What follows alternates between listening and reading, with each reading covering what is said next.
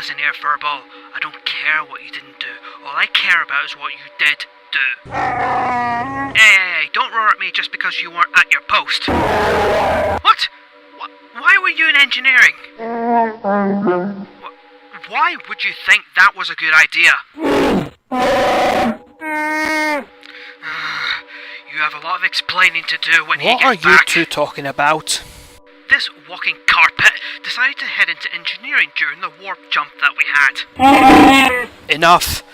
We've already lost too many of the crew to keep the ship going, and the last thing that I need to hear is that two members of my cabal are arguing instead of working at their stations where they're supposed to be at this moment. We would be if I wasn't chasing this walking ball of fur around the ship. Oh, up here's your rabbit brute. You can't shoot that weak rifle astronaut if it was right in front of you.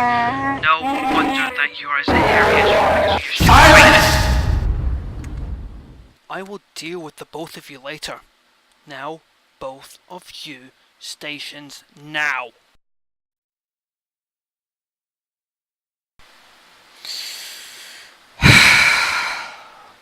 What am I going to do with them?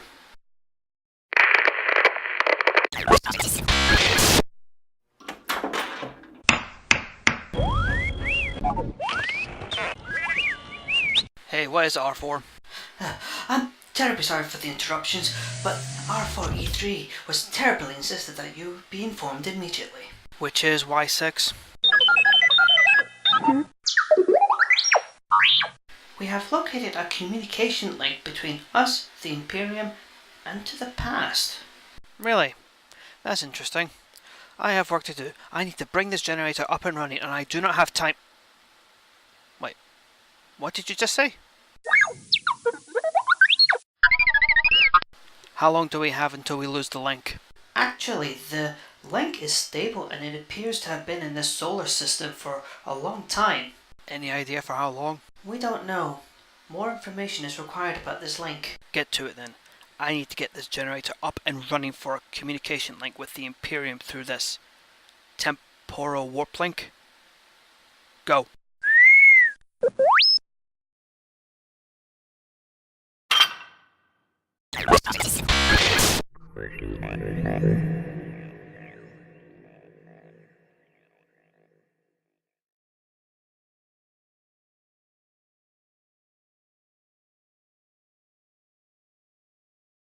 Right, the angle is wrong. Would you stop fighting me? I know. Who do you think is actually we're doing the same thing here. Yeah. Right. Right there. Ah, good. Right, is the camera recording now? Yeah, it is. At least we can actually see you, ugly mug. Watch it. Hello and welcome, brothers and sisters of the internet, for I have finally returned from my warp travel from the Segmentum Solar to wherever we are at the moment, but it won't stop me and my cabal from communicating with you in... what years is going to? The calendar says 2018. Late 2018. Wow. Well, let's get started, shall we? What will I be focusing today? Well, it's a couple. Science fiction and fantasy. Two genres that I'm sure that everyone is familiar with, notable titles like Game of Thrones and Halo. There are other titles, movies, TV shows and games out there, but I'm just starting with naming a few, otherwise we'll be here for a while. The fantasy genre originated from old folklore fairy tales and from 1945, where the genre developed further to the fantasy genre that we know today. But we're not talking about the history or the literature of the genre, but the knights in shining armour, magic spellcasters, beastly monsters, a large collection of races, treasures beyond belief, and of course, large-scale melee battles and wars. That is the kind of fantasy I want to talk about. The almost limitless freedom that someone can mould and craft a story from the Middle Ages or from a continent filled with, and in all honesty, amazing or wonderful flora and fauna. The good thing about the fantasy genre is that there are plenty of examples from books and movies like The Lord of the Rings, written by J.R.R. Tolkien and directed by Peter Jackson.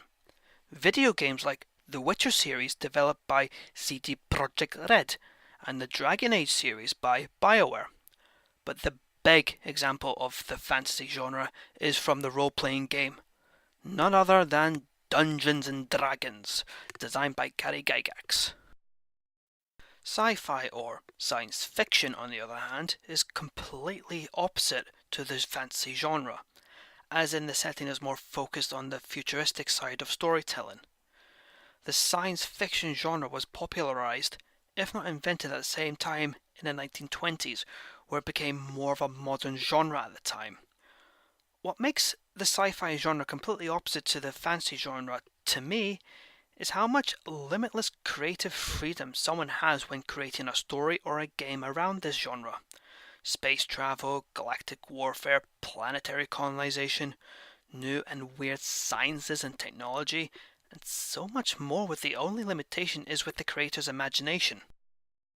For the examples of sci-fi, there are books like Dune, written by Frank Herbert, films like Blade Runner, directed by Ridley Scott, games like Mass Effect, developed by BioWare, and StarCraft, developed by Blizzard Entertainment. And there is a hidden gem of a sci-fi role-playing game called Starfinder, designed by Paizo Publishing. The genres and the examples that I have mentioned is something that I want to talk my mind about. They are the two types of genres that I am more into than the other genres out there. But the sci-fi and fantasy genre have a special talent, shall we say, behind them.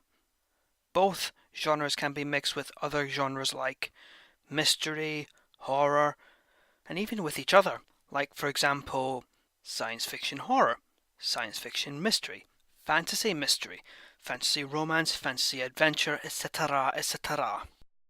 The worlds or realms of either genre I want to talk about is Warhammer Fantasy and Warhammer 40k, because I have played these two tabletop war games and have plenty of books of their history in my possession. But I would like to talk about Star Trek, Star Wars, and any other TV shows, movies and games that I have enjoyed or hated. But there is one tabletop war game that I will not talk about, and that is Warhammer Age of Sigmar. End of story.